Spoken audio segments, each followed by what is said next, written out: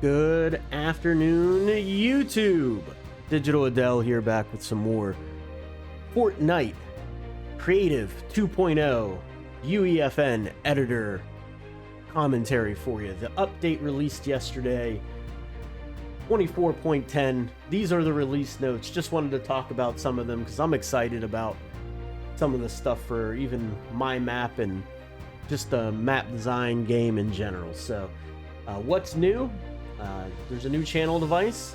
You can specify one input function and one output event to connect devices together through a single point rather than using trigger devices. This will help for those gameplay moments that happen whenever one person on your team triggers something. It may not have to affect the whole team. That's what I believe it'll be able to do. Is that right? I don't know. I haven't played around with it. I am not an expert. So that sounds interesting. Sliders and verse. I haven't used editing yet, but that's just a new command. It'll be for the, if you want to use, editing. It'll be used for editing the code for the verse language. There's more editor improvements, bug fixes. Modeling mode favorites now persist across editor sessions, so if you have favorites, they don't reset. They'll be able to be saved across each session. New features. There's an audio device can now be, it now has an updated thumbnail, so the way it looks visually in the editor will be different.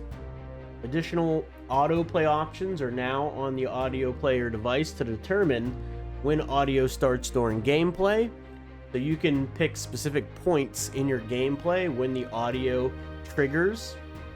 The audio player device features new visual guides, so it'll have new visual guides on it. The radio device has an updated thumbnail. There's a new victory animation option to remove victory confetti, so that way there isn't victory confetti if you do not want it in the victory animation screen. There's now an island option to disable slow motion when the round ends. That's good because I don't want every game that I make to have a slow motion ending. Like, that's not something that should be in every game. Bug fixes. The player spawn pad devices show the correct distance to enemies during the editing process. That's big information you need to know. The Octane spawner device now imports as part of the island when imported from Creative into UEFN. Okay. Player reference options, stat display, only appears when a player is assigned to a player reference. Player reference device, stat display, now updates based on curve settings. Player reference device is now indestructible. That's good. Like, if you've ever used that Octane vehicle in any of your map, that thing just destroys everything it touches.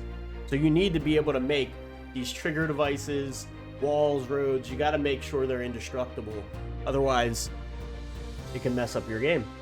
The player reference device remains stable as it's being placed at close range. Audio from the radio no longer plays automatically unless set to autoplay in the options. Storm controller and beacon devices now use random values to affect storm phase. That's cool.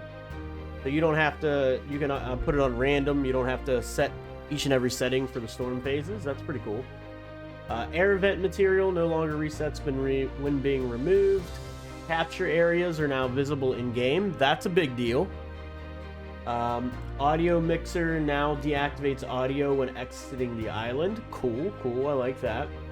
The audio mixer device only activates when set to activate. Seems obvious. Glad they got that fixed. Viewport camera is now stable when focusing on top level actor of audio device. Good. More editor fixes. Fixed an issue where distant lumen reflections aren't appearing for geometry. Always good to have your lighting on point.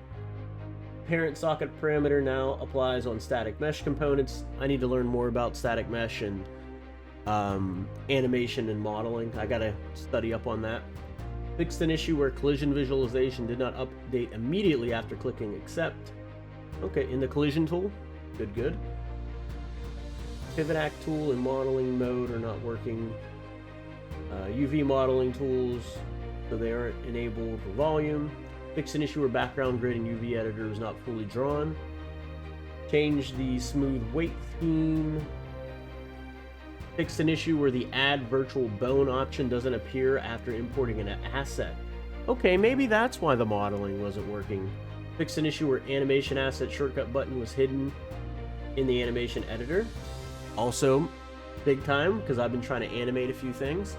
So maybe that was, I just wasn't seeing it, and that's why I was having trouble. Maybe that's happening for you too. Let me know in the comments below.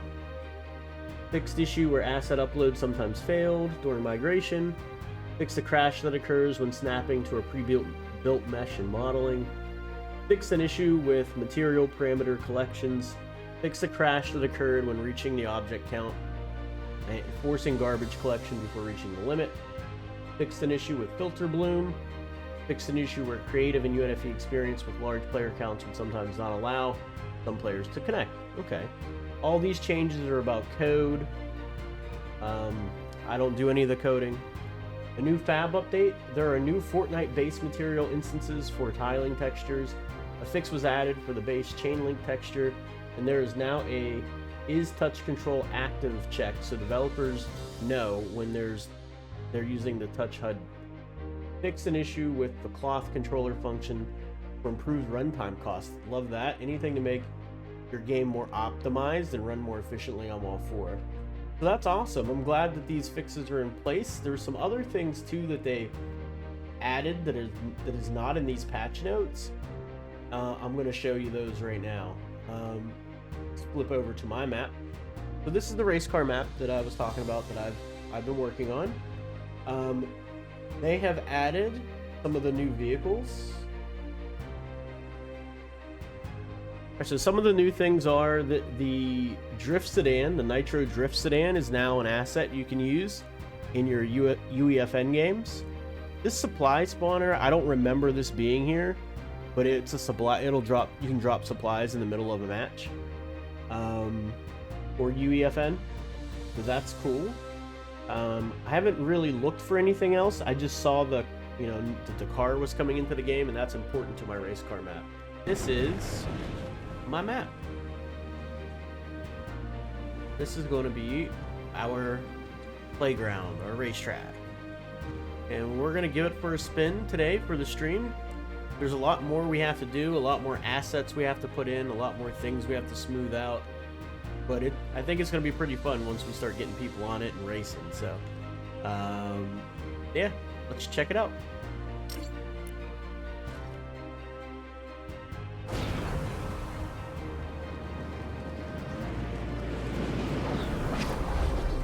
Obviously,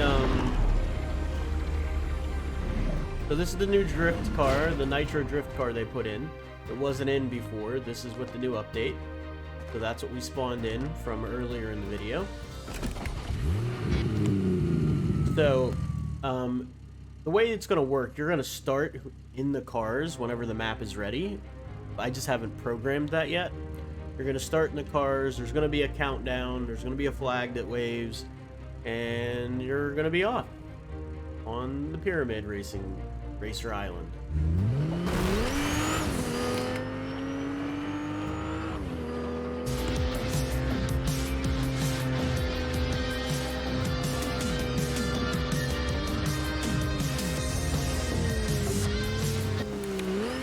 And here we are around the first bend.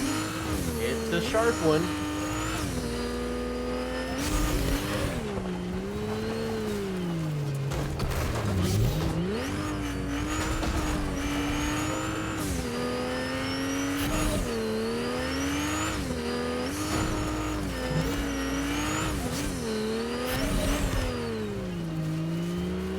Car is not the best car for this map because when it hits off-road, it goes really slow.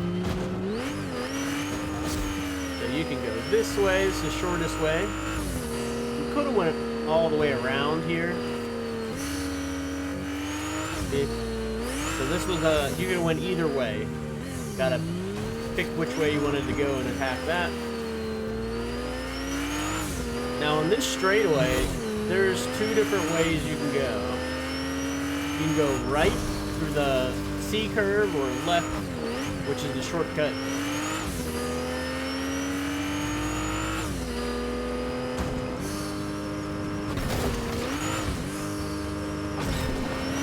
And this is where you're gonna need some skill, not just going fast.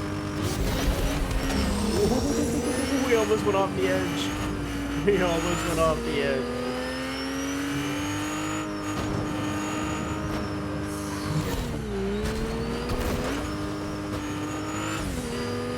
I need to add a sign to turn right here.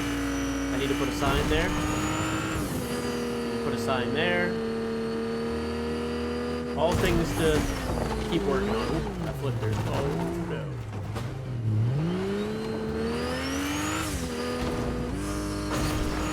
Big statues. More big statues.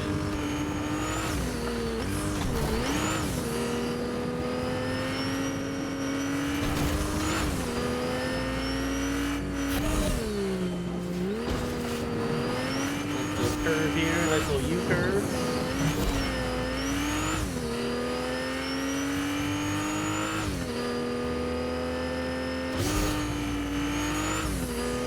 And a nice little left here to get back to the beginning, and that's one lap. Now these are going to disappear. These spawners are going to be, you know, invisible. You're not going to see these once the map is finished. They'll just be invisible. But I'll show you the C curve, which is that alternate way we could have went.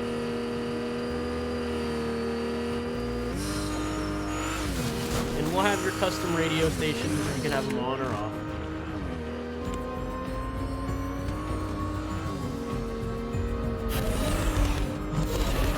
A little shortcut to go.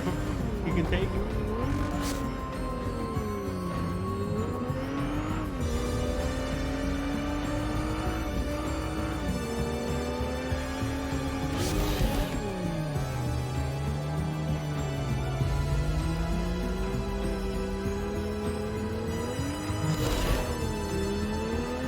We'll drift around the long way.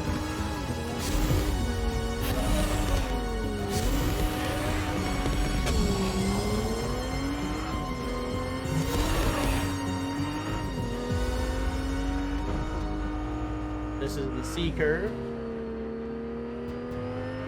To Party Royale. Let's get the party started.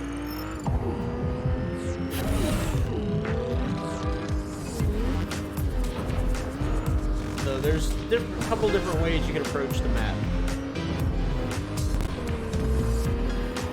Dude, this car is just such a nice looking car. Look at the LED lights underneath it. Like, the lighting is so good on it.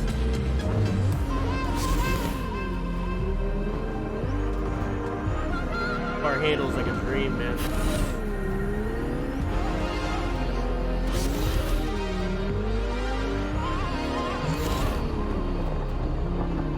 I don't know if I want to fix that. I may want to fix that.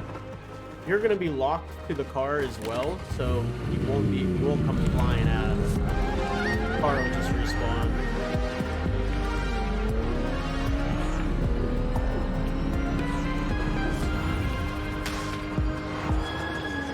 But that's it. That's the map.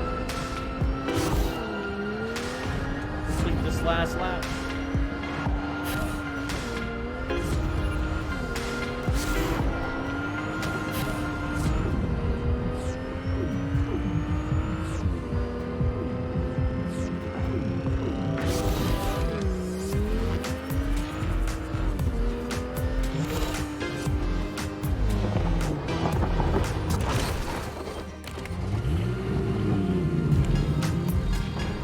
You're gonna have different vehicles you can choose. You'll be able to choose the dirt bike as well. So we're gonna have all kind of different vehicles.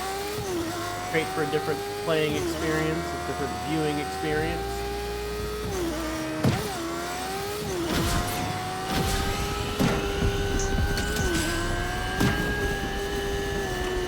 You're gonna want to slow down in these corners, that's for sure.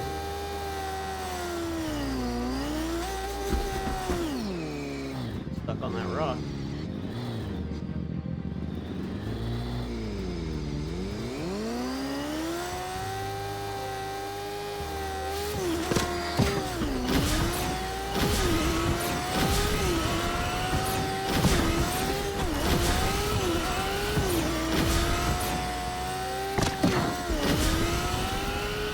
Dirt bikes are fun, man.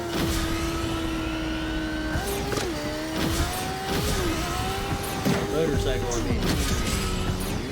Yeah, the motorcycle is a fun one. Handles so well.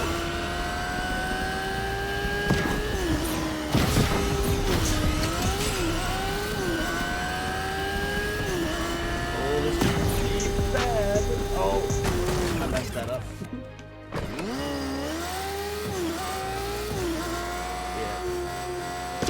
You gotta really be careful in these corners. These really fast vehicles.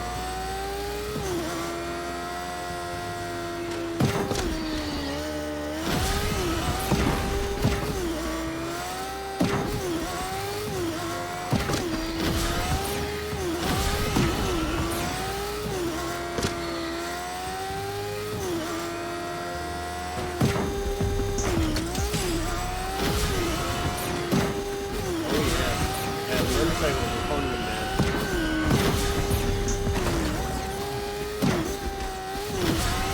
Motorcycles definitely a fun one.